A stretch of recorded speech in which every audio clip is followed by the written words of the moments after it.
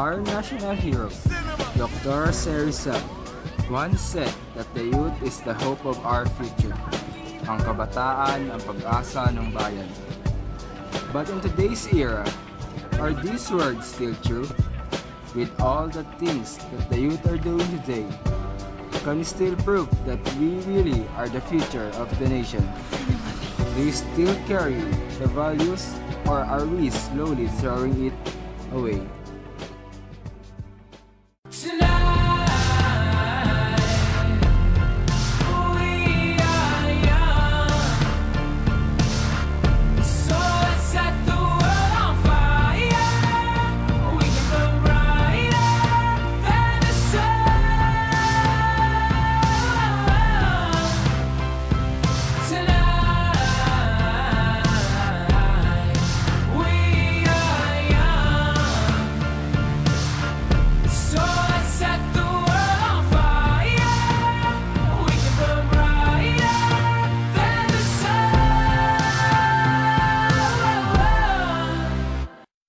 Ano po yung tingin niyo po sa mga kabataan po? Mga kabataan ngayon, kasagaran bastos, walang respeto. Pangalawa, sila lalo na sa babae, sa mga babae, pariwara sila kasagaran nila. Ayun nga, matitigas ang ulo, mga hotel, mga sumusuway sa magulang. Tingin ko po sa mga kabataan ngayon ay liberated po. Baga, ginagaya nila yung kung ano yung mga kwan sa ibang bansa, ginagaya. Ang mga kabataan ngayon, ibang-iba na talaga sa noon. Malaki na pinagkaiba ng mga kabataan ngayon. Halos karamihan ng kabataan ngayon hindi na sumusunod sa mga bihira naman ng mga kabataan. Sa tingin ko, yung mga kabataan ngayon, masyado silang open. Tsaka, parang lagi silang sumusunod sa uso.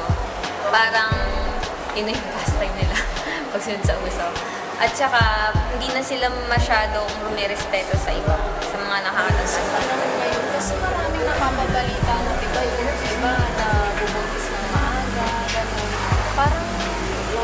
Parang tingin ko, hindi sila masyadong naalagaan ng mga magulang nila, kaya ang nagiging tendency na nagiging sila, pariwara. Kabataan ngayon medyo moderno,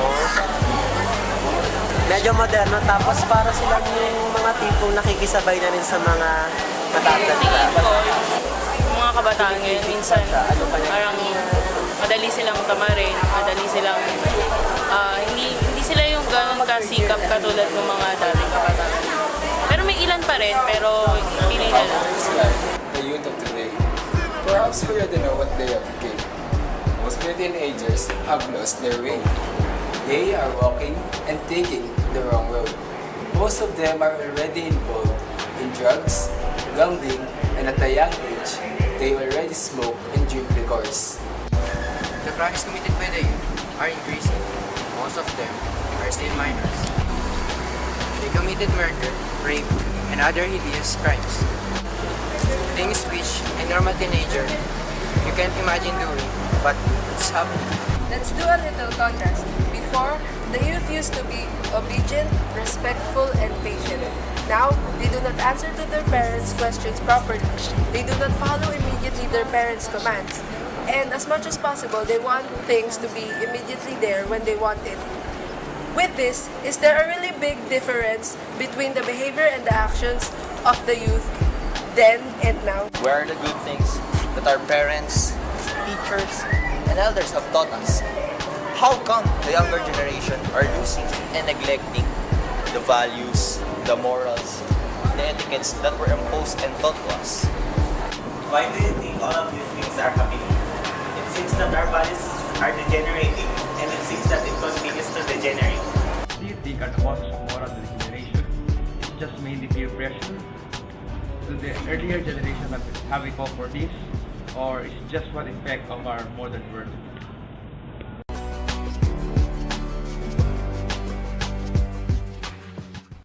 Moral degeneration is the weakening of moral values among not only the young but also the old. Moral degeneration.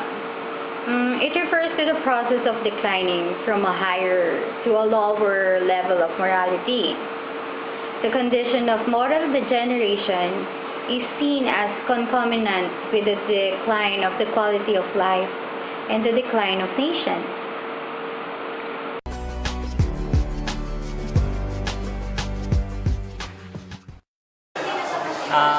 Siguro, para kasi sa akin, main factor para mawala yung isang magandang asal ng isang kabataan yun. Na-adapt niya yung kung ano yung nasa paligid niya. Minsan, kung ano yung nakikita niya sa mga kaibigan niya, nagagaya niya. Or para mas madaling sabihin na kung ano na lang yung daily life na nakakasanayan natin. Magkaiba. Kasi noon kami, wala kami cellphone, wala computer, di ba? Ang nasa isipan namin focus sa pag-aaral, sa magulang, sa bahay, gano'n. Kaysa ngayon, ang kabataan ngayon nagtatapokus sa cellphone, computer. Bali mawawala na yung mga pag-aaral, yung mga ugali nila. Doon nila nakukuha. Turo sa yung iba't iba sa education, kakulangan sa edukasyon, tapos yung iba sa family problems, mga ganun. Siguro yung nagiging root cause kung bakit nagiging yung mga kabataan. The causes of moral degeneration is modernization. Diba, these are the social changes that occur in the society. Industrialization, globalization, and technology. Yung mga magazines that we have read from other countries, diba, our mind becomes liberated and accept these modern changes.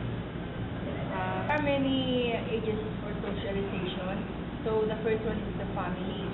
So the second, the family, which is supposed to be the agency that will guide the child, and then after the family, it's the peer group. It is said to be the most influential. So even though the child learn values from the family, but because there are forces outside the family, the child might be influenced by this peer group. Not only the peer group, but also the mass media.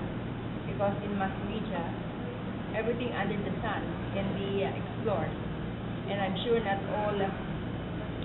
all learning can be found in the classroom. The mass media is a big, really influence the child or the student. There are many factors that contribute to the moral degeneration among youth. First, I think, for one, there are too many media images, movies, and games that not only neutralize violence, but often glorify it. So, kids develop a sense of fun from all of this, rather than being horrified or afraid.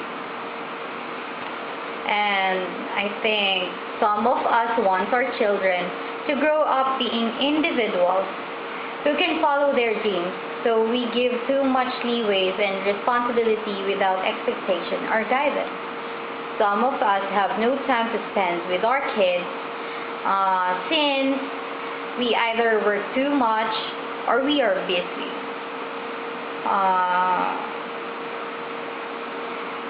So our kids grow up learning boundaries and rules from social medias and games.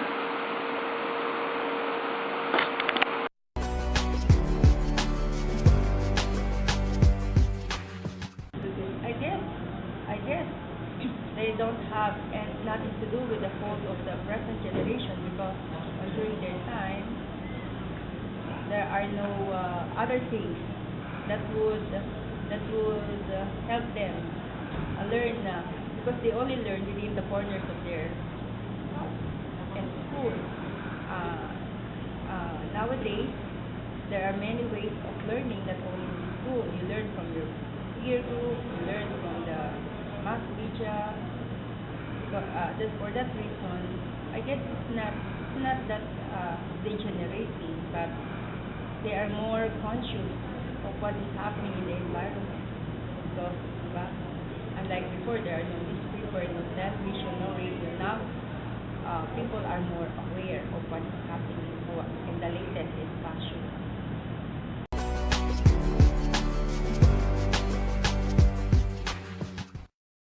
Mga kabataan noon, marespeto, ika nga Maria Clara ang dating ng mga babae.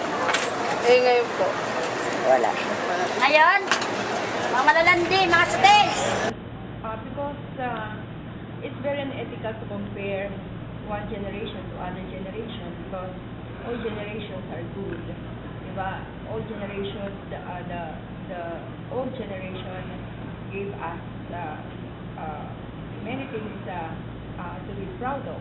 Like for example, our culture, our values.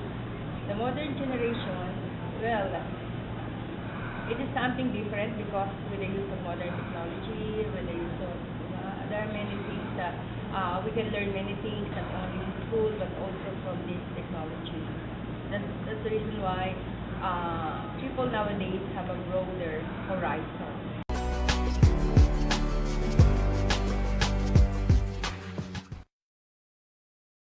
Babalik dyan.